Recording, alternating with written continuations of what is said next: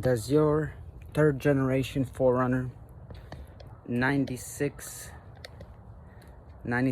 to 02 have an issue with an alarm? You know, once they lock the door and it just, the lights end up blinking, the flashers end up blinking, and,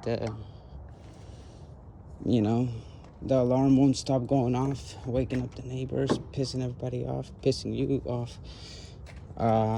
This has been a nightmare for a lot of third generation owners. Try to search online, YouTube, Google, read different forums. There's actually nobody that can clearly tell you do this, do that. But I can tell you how to disconnect it. So disconnect the alarm so it doesn't, make you want to push this thing off a cliff. Well, the first thing I did was disconnect the horn fuse. I removed the horn fuse, which is right here, 15A. I removed it so that the lights would be flashing, but the horn wouldn't go crazy, wouldn't wake anybody up. The light would be flashing for a little bit and then it would stop.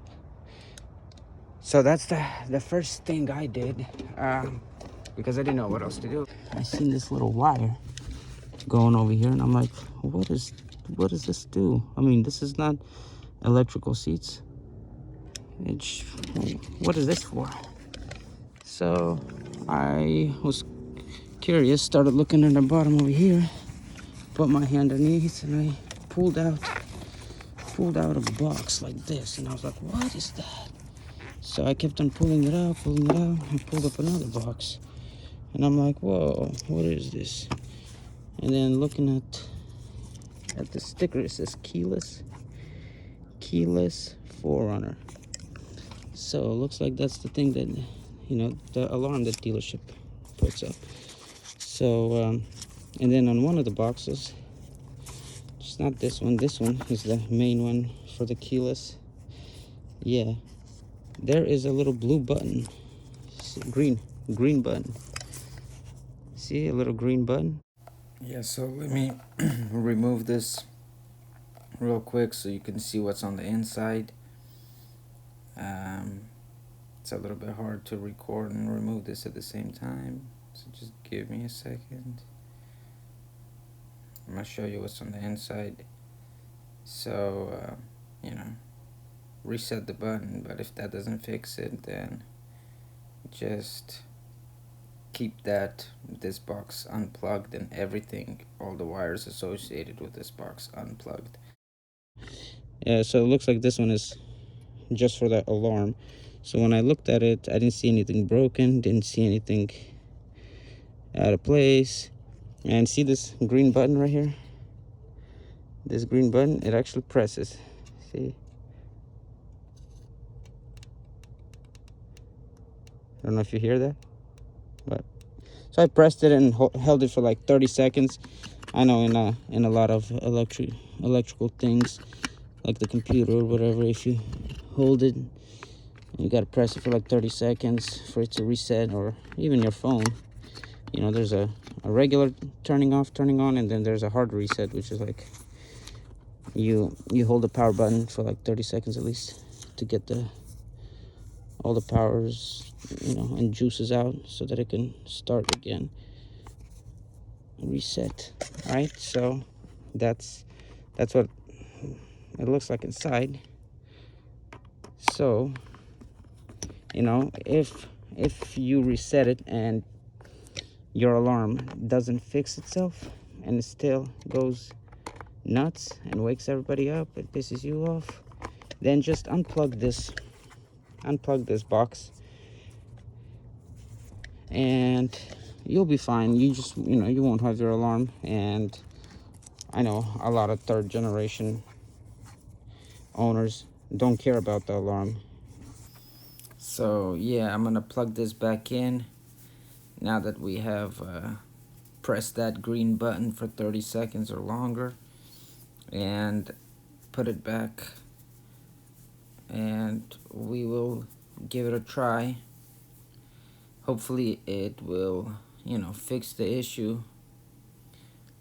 But if not, then we'll keep that box unplugged. But let's put it back and try it once again. Fingers crossed. This has been a nightmare. Lock.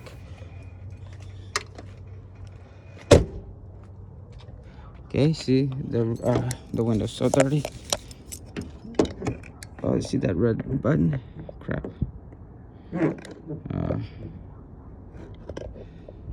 You can see that red button is on. Oh, that's not good.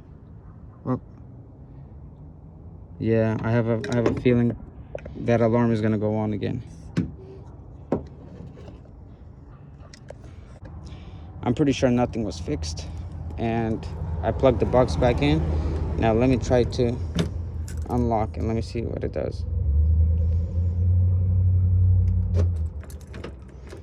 Okay, unlock the car. Now open the door.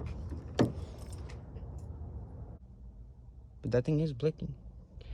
It is blinking, but the alarm is not going crazy. All right, so now, oh, it is going crazy. See what I mean?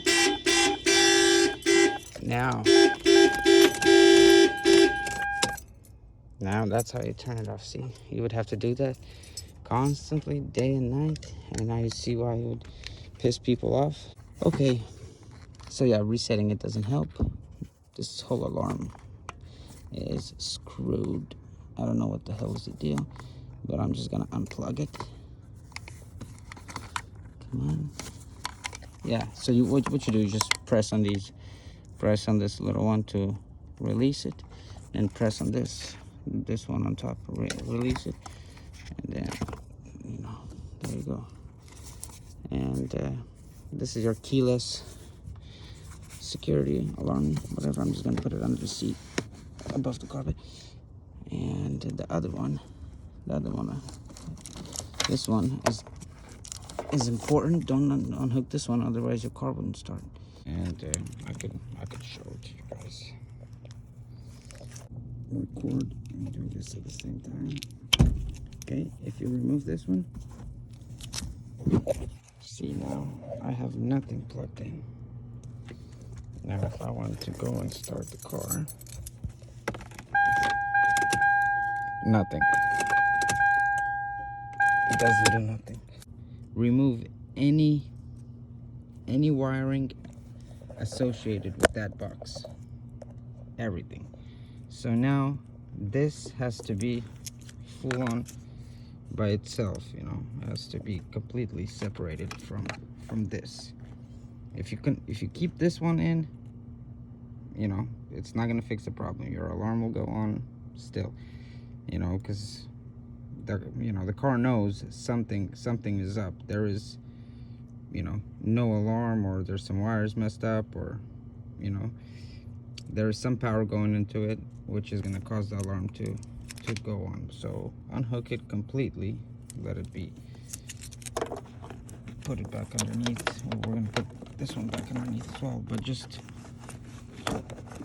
yeah, make sure there is no wires plugged in at all associated with that stupid ass alarm clock that everybody freaking hates.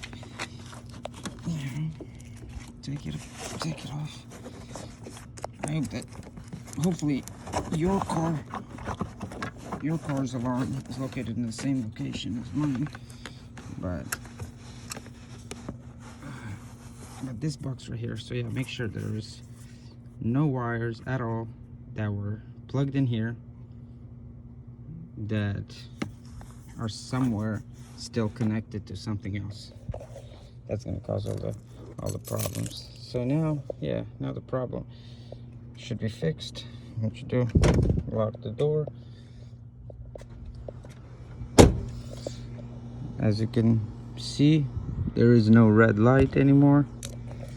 Now let's test it by opening this door. See, still no light. No blinking light. Yep, it's not turning on. That's good. So there you go. That's how you get this nightmare to turn off.